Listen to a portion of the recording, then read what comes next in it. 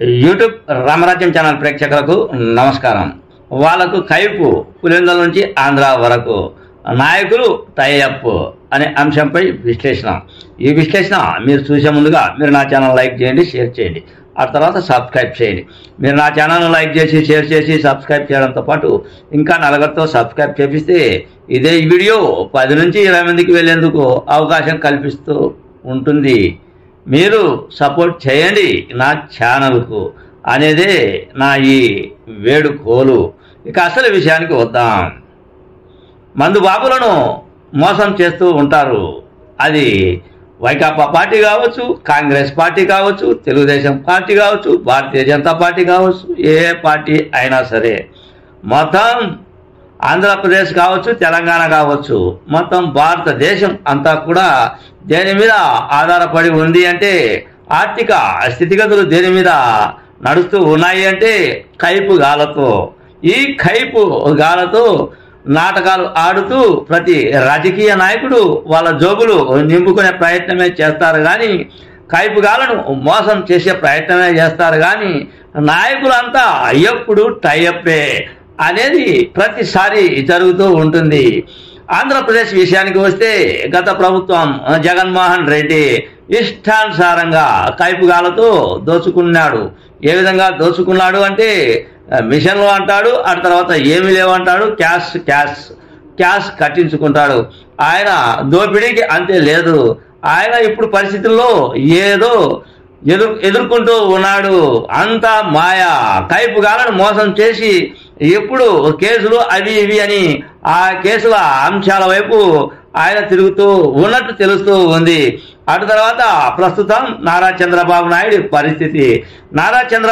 పరిస్థితి వస్తే ఏదో దోచుకున్నాడు అని జగన్మోహన్ రెడ్డి కైపుగాలను దోచుకున్నాడు అంటూ ఈ నాయకులు ఏం చేస్తారో ఎక్కడ చేస్తారో, మేము మంచి మందు అందజేస్తాం, మంచి నాణ్యమైన మందు అందజేస్తాం, అందరినీ ఆరోగ్యకరంగా ఉంచుతాము, మంచి మందు అది కూడా మంచి బ్రాండ్ అందజేస్తాం అనే ఉద్దేశంతో ముందుకు వచ్చాడు నారా చంద్రబాబు నాయుడు. ఇంకేముంది, కైపుగాలలో ఆనందం పెరిగింది. కానీ ప్రస్తుతం టెండర్లకు పిలిచారు. ఎవరి చాకచక్యం వాళ్ళది, ఎవరి నాయకత్వం వాళ్ళది. ఇది జరుగుతున్న ప్రతిసారి తతంగమే. తెలుగుదేశం ప్రభుత్వం హయాంలో కూడా కైపుగాలతో ఎన్నో రకాల టైఅప్ రాజకీయ నాయకులు చేసి కోట్లాది కోట్లు గడించారు. అనుభవం ఉన్న దొంగ మందు లేబుల్లు వాళ్ళే తయారు చేస్తారు, అటు తర్వాత మందును వాళ్ళే తయారు చేస్తారు, స్టిక్కర్లను వాళ్ళే తయారు చేస్తారు, అన్ని కూడా వాళ్ళే తయారు చేస్తారు. ఇదంతా కూడా కైపుగాలకు తెలుసు. అయినా కూడా ఏం చేస్తాం, తప్పదు. ఇదంతా జరుగుతున్న తతంగం. ప్రస్తుతం పులివెందుల రాజకీయం విషయానికి వద్దాం. పులివెందుల్లో కూడా ఇదే జరుగుతుంది.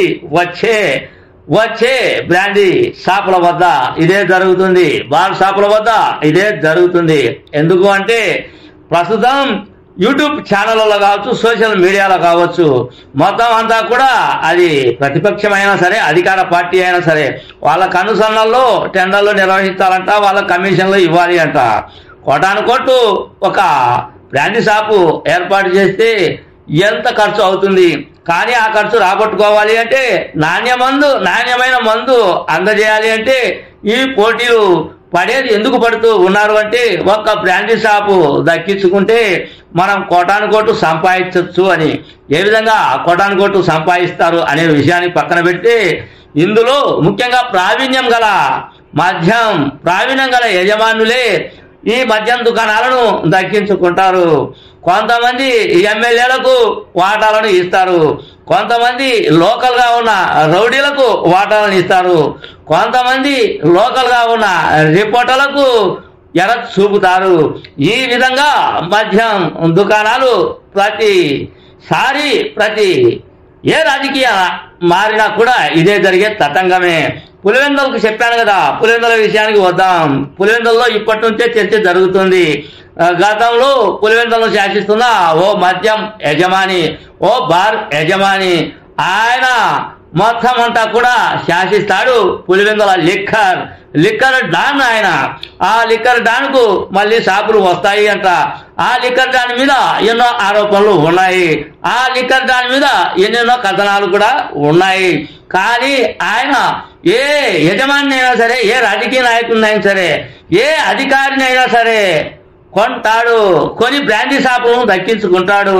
బ్రాందీ షాపు దక్కించుకున్న తర్వాత ఆయన చేసే రాజకీయం చీకటి రాజకీయమే, అంతా కూడా చీప్ లిక్కర్ మందే ఉంటుంది అనేది ప్రతి ఒక్కరికి తెలుసు. కానీ ఆయన ఈసారి కూడా దక్కించుకుంటాడు అంట అన్ని బ్రాందీ షాపులు, దాదాపు బార్ షాపులను ఆయన రాజకీయ నాయకులకు వెరవేస్తాడు. ఆ తర్వాత రోడ్డు మూకలకు వెరవేస్తాడు, రిపోర్టర్లకు కూడా వెరవేస్తాడు. వేరేసి పులివెందుల్లో షాపులను దక్కించుకొని మొత్తం అంతా చీకటి వ్యాపారమే కొనసాగిస్తూ ఉంటాడు. ఇది రివాజుగా మారింది. కానీ వైకాపా ప్రభుత్వంలో అది జరగలేదు. వైకాపా ప్రభుత్వంలో మేధావులు ఎంటర్ అయ్యారు బ్రాందీ షాపుల్లో, అనుభవం లేని వాళ్ళు ఎంటర్ అయ్యారు. ఈ అనుభవం ఉన్న వ్యక్తిని దెబ్బ తీశారు. కానీ ఇప్పుడు ఆ పరిస్థితి లేదు. మళ్ళీ ఎంటర్ అవుతూ ఉన్నాడు తెలుగుదేశం ప్రభుత్వంలో ఆ లిక్కర్ డాన్ అనేది నా ఈ చిన్న సారాంశం. అన్నదా ఇది ఎవరిని తప్పులు పట్టడానికి ఎవరిని ఉద్దేశించి నేను చెప్పలేదు. మొత్తం ఆంధ్రప్రదేశ్ అంతా కూడా మద్యం టెండర్ల గందరగోళం, కమిషన్ల గందరగోళం, బెదిరింపుల గందరగోళం, అటు తర్వాత కొంతమందికి ఆశ చూపే గందరగోళం, కొంతమందికి కమిషన్లు ఇచ్చే గందరగోళం, ఈ తతంగం జరుగుతుంది. కాబట్టి పులివెందుల్లో కూడా ఓ లిక్కర్ డాన్ ఉన్నాడు, అది జరుగుతుంది అనేది ఈ సారాంశం. అన్యదా ఇది ఎవరిని తప్పులు పట్టడానికి ఎవరిని ఉద్దేశించి ఈ వీడియో చేయలేదు. తప్పులు ఉంటే క్షమించగలరు. మీ సీనియర్ జర్నలిస్ట్ దేరంగల కృష్ణయ్య. నమస్తే.